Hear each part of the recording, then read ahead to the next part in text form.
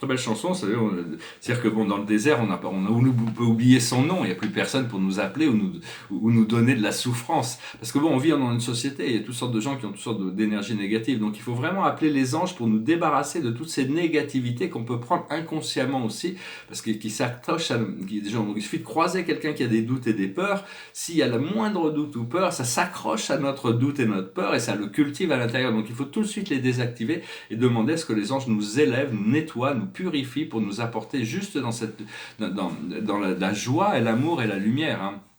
Donc c'est un exercice, et faire constamment cet exercice de revenir au centre, de revenir à l'immobilité, c'est quelque chose qu'on doit faire constamment, hein, apprendre à vraiment faire ça, même dans les plans supérieurs, il y a toujours cette nécessité de revenir au centre, revenir au cœur, et s'abreuver de cette lumière liquide, de cette lumière émeraude. Alors la carte de la journée, c'est une carte assez business, hein, c'est la dame de Michael, brillante, autonome, perspicace, ayant le sens de l'humour.